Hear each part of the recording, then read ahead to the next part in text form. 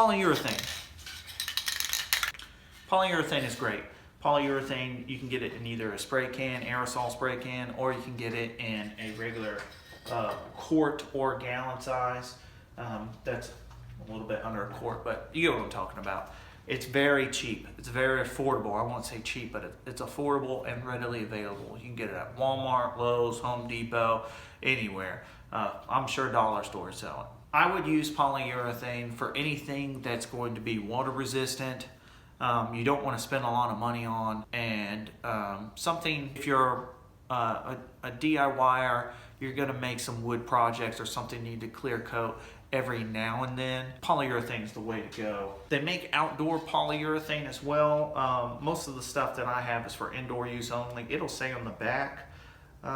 This one is only for wood. I'm sure they do make some stuff that can be put on metal. You can clear coat metal with it. I don't know if you can clear coat, like say a cup with polyurethane, but would be worth a Google to find out. The advantage of getting a spray can is all you'll need is the can and some sandpaper. If you get it in the regular quart size, you're gonna need a brush. The better quality brush you get, the better the finish will go, and you'll also need sandpaper. You'll need about 3 coats, and you'll need to sand in between each coat. You can put as many coats as you like, but there's really no point after 3 coats of putting that, and that's pretty much with all these finishes. The next thing you'll probably be interested in is polycrylic. Polycrylic is a water-based product, which means it's not as caustic. With a lot of these things we're talking about, you'll need a respirator, some sort of breathing apparatus to make sure you're not ingesting all those fumes. This doesn't have as many fumes, which is great. So that might be something you're really tempted about, especially if you don't have a well-ventilated area to apply a finish.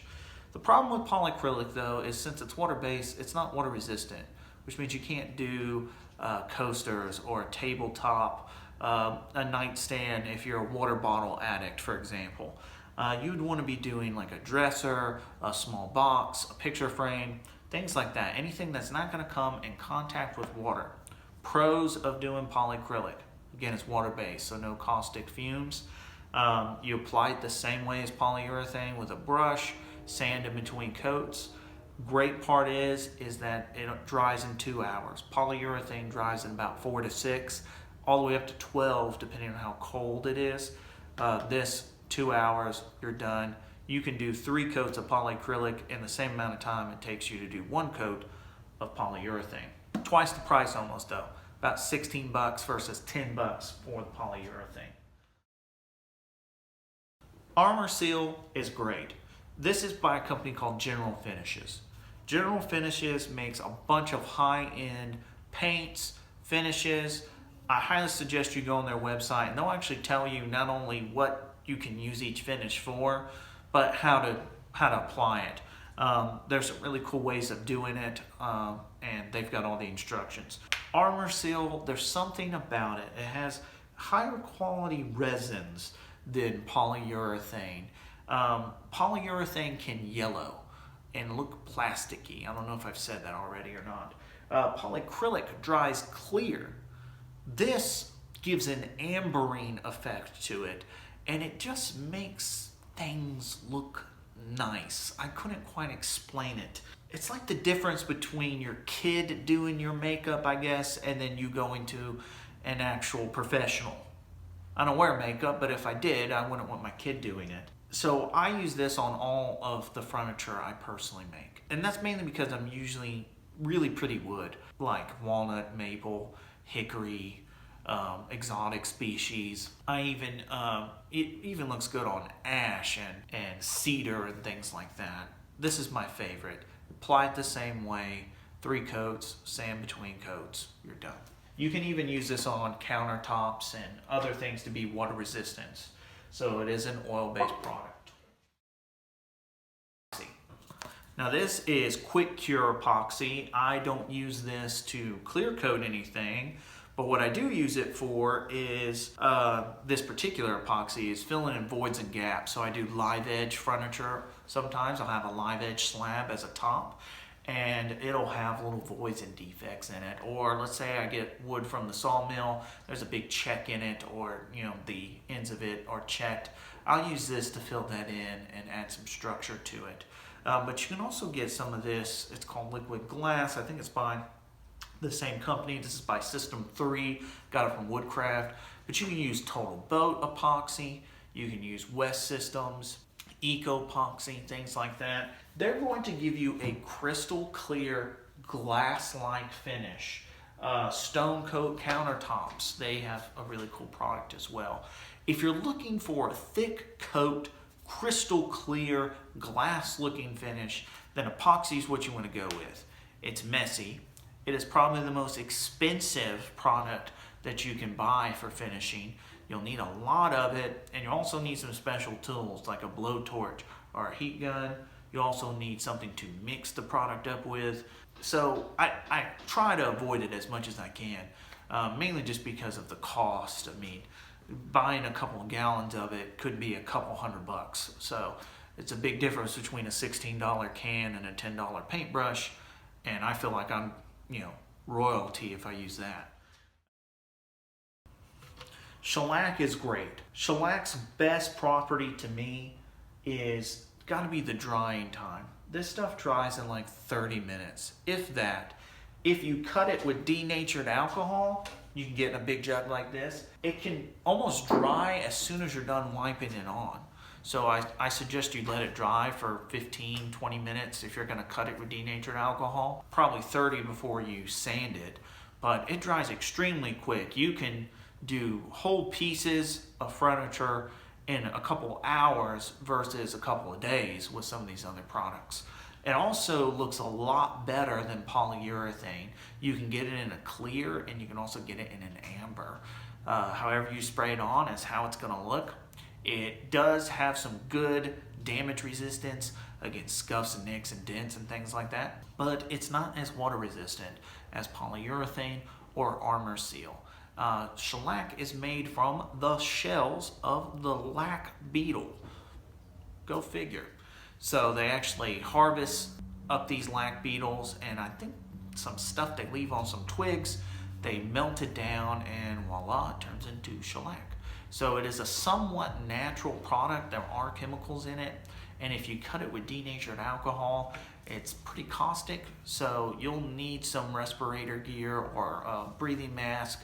About the only thing you don't need a breathing mask for is polycrylic, and I would still use a breathing mask just for the heck of it. Still have some good airflow, just to make sure you're not damaging your lungs. You want to be around a while.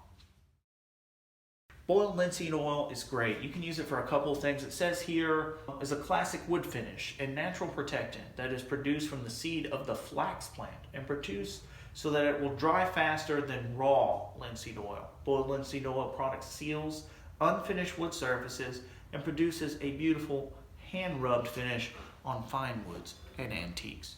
And that's essentially what I would use it on. I know like all my hand planes from the 1900s, like early 1900s, they all use BLO on their rosewood handles.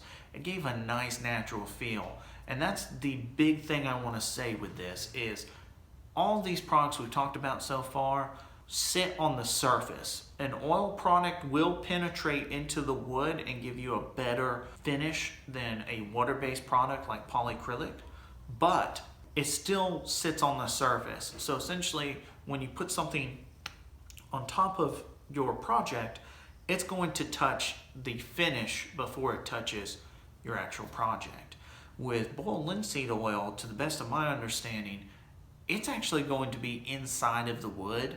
It does help seal it up a little bit from some moisture damage, but you're really going to be feeling the natural wood.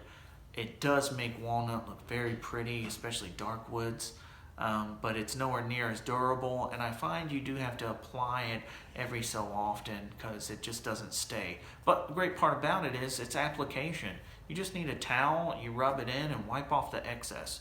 You don't need an expensive brush, you don't need sandpaper in between coats, and you don't need caustic chemicals to help clean up afterwards. Get these anywhere, but I'm only bringing this up because I specifically got asked in a comment about how to finish a floor. Can I use polycrylic to finish the floor? And the answer is no. And that's because I've already answered this. It's water-based. So anything that might be subject to moisture you don't want to use a water-based product. You want to use an oil-based product and one that's really resistant. These floor finishes, they make different types. This is just a polyurethane floor finish. It was still expensive. It was about 50 bucks for this whole entire gallon, but it goes a long ways, and I used it to do my stairs with. Now, what about food safe stuff? What about cutting boards or spoon holders, you know, where you put the ladle on so it doesn't get your oven messy? Or the ladle itself, let's say you want to make that. You're going to need to use mineral oil, not mineral spirits, mineral oil. That is food safe. It's actually a food product. You can go pick it up at a grocery store in like the condiment section. Or you can go to Home Depot and they actually make one that's enhanced to make wood pop, I think. I think it looks better than just regular mineral oil. General Finishes, the same company that makes Armor Seal.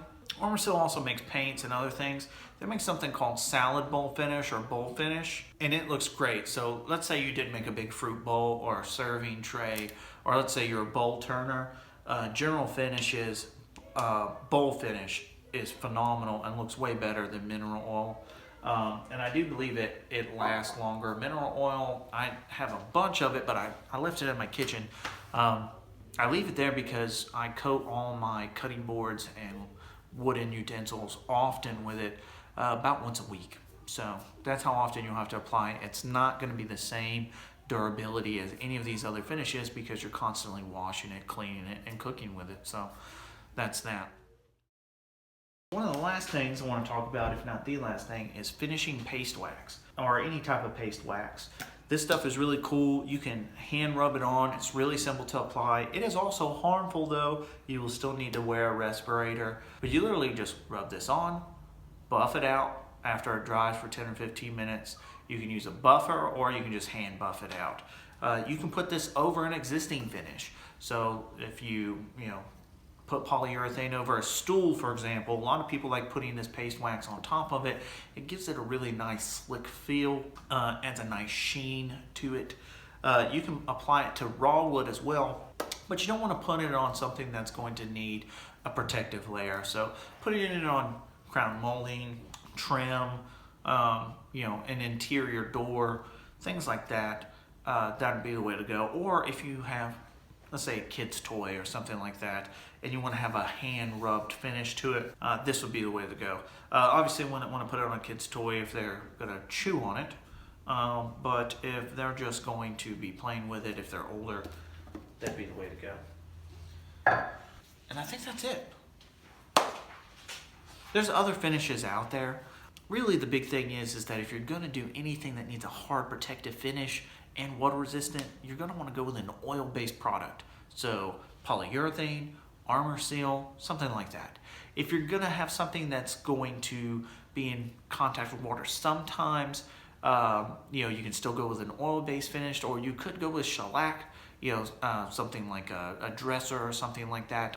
If you're going to have something that isn't around that at all, but isn't around food, you can go with any of these products, and you can also do polycrylic, boiled linseed oil, paste wax, things like that. Those things are all going to add good protection or good look without having to worry about moisture. So those kinds of projects, you can use any of these. If you're going to be using a food safe product, use mineral oil or something that specifically says food grade safe, okay? There's only 2 of them I know of. That's really about it. I think I've gone over everything. I've tried a few, and it's fun to try different types of finishes, guys. I highly suggest that. Hopefully you get into this and you like all the products, you like all these projects you're doing, and you want to give it a shot. Nothing wrong with that. You can also just finish a random scrap piece of wood, or test it out, or Google what all materials you can put it on and go from there. But either way, if you have any comments, questions, concerns, emotional outbursts, put it in the comment section below. Let me know the different types of finishes you guys like using the most and why. It won't just be helpful to me, it'll be helpful to anybody watching this video. Thank you guys so much for watching. If it was helpful or if you liked it, hit that like button and subscribe. It means a lot to me. And stay safe out there. We live in some weird times right now. But talk to you later, guys. Thank you.